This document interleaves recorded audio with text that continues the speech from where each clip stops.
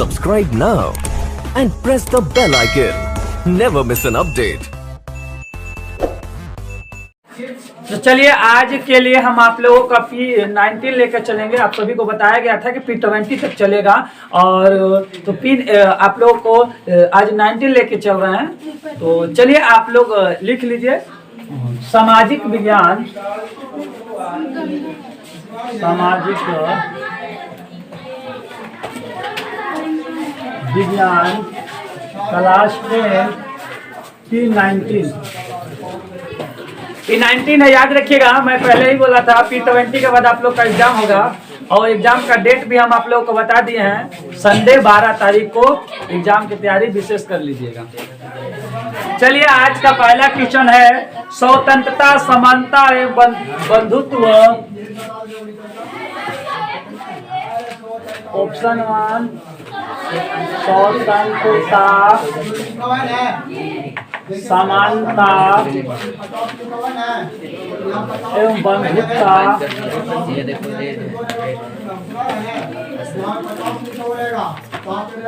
का नारा किस क्रांति का देन है? इसका नारा किस क्रांति का देन है?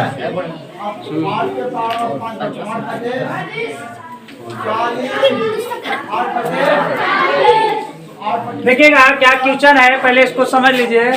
ऑप्शन अभी देंगे हम आप लोग को। स्वतंत्रता, समानता एवं बंधुत्व का नारा किस क्रांति का देन है? कि स्वतंत्रता है ना और समानता और बंधुत्व का नारा किस क्रांति का देन है? तो आइए चलिए पहला ऑप्शन ए रूसी क्रांति, बी फ्रांसीसी क्रांति,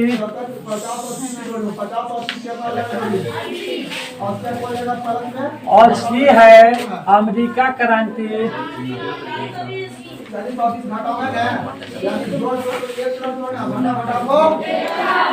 और डी आपका ऑप्शन है भारतीय क्रांति।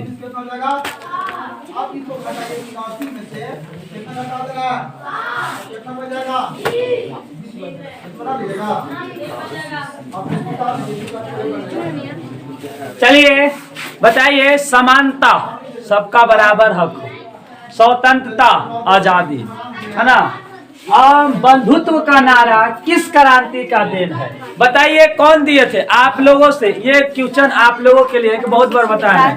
क्रांति कौन? फ्रांसीसी क्रांति। Very good. तो ये आपका ऑप्शन आंसर हो जाएगा बी, फ्रांसीसी क्रांति का ये नारा था समानता, स्वतंत्रता और बंधुत्व हम लोगों को चाहिए, है ना। तो ये नारा दिए थे फ्रांसीसी क्रांति ने। चलिए नेक्स्ट है बिस्मार्क जर्मनी का प्रथम चांसलर कब बना? बिस्मार्क जर्मनी का प्रथम चांसलर कब बना?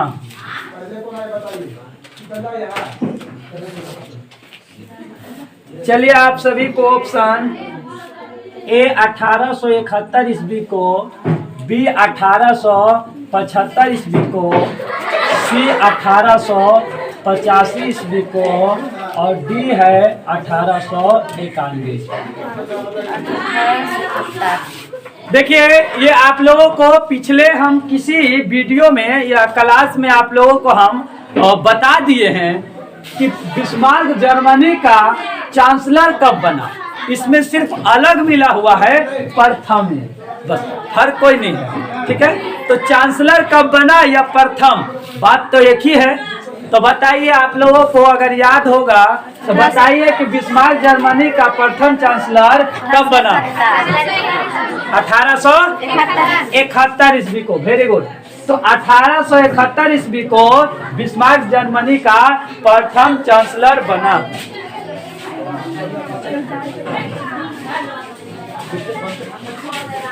तो समझ में आ गया? तो समझ में आ गया आप लोगों को, है ना। बहुत सा क्वेश्चन आप लोगों को बताया हुआ है। तो चलिए बिस्मार्क जर्मनी का प्रथम चांसलर कब बना था? तो आप लोग आंसर दिया 1871। Very good. चलिए नेक्स्ट क्वेश्चन है, मनुष्य स्वतंत्र पैदा हुआ है। मनुष्य स्वतंत्र पैदा हुआ है, किंतु वह स्वतंत्र बंधनों में, किंतु वह स्वतंत्र बंधनों में, स्वतंत्र बंधनों में जकड़ा हुआ है, जकड़ा हुआ है। यह कथन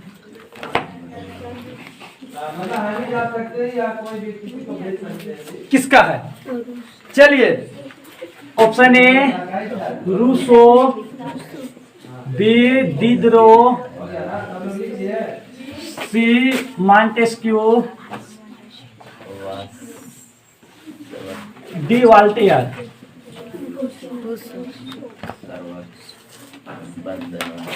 चलिए, तो क्वेश्चन है कि मनुष्य स्वतंत्र पैदा हुआ है किंतु वह स्वतंत्र बंधनों में जकड़ा हुआ है। ये किसने कहा था कि मनुष्य स्वतंत्र पैदा हुआ है? स्वतंत्र मतलब आजादी से पैदा हुआ है, लेकिन वह किसी बंधन में जकड़ा हुआ है। आप भी जानते हैं और हम भी जानते हैं कि बंधन में जकड़ा हुआ है, आजादी नहीं मिलती है ना। ये कथन किसका था?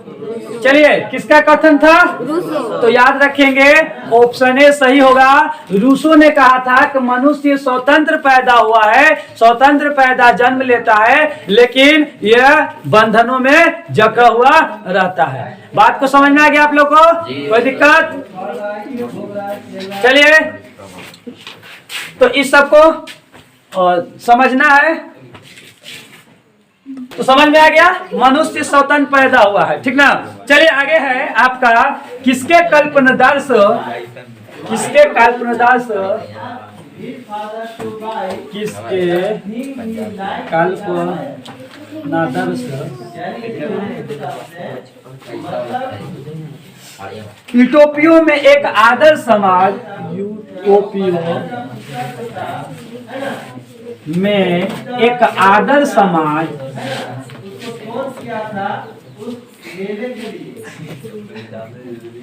आदर्श समाज की कल्पना की गई, की कल्पना की गई। चलिए, किसके कल्पनादास यूटोपिया में एक आदर्श समाज की कल्पना की गई थी? चलिए, हम ऑप्शन देते हैं, इसके बाद समझाने का प्रयास करते हैं। ऑप्शन है मेडसिनी,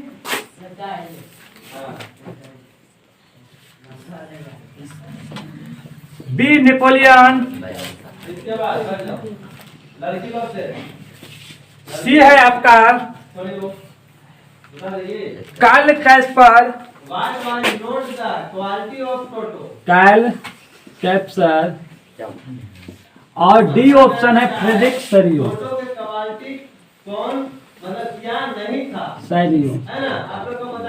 देखिए समझिएगा, थोड़ा सा ध्यान दीजिएगा इस पर। किसके कल्पनादर्श यूटोपिया में एक आदर्श समाज की कल्पना की गई थी?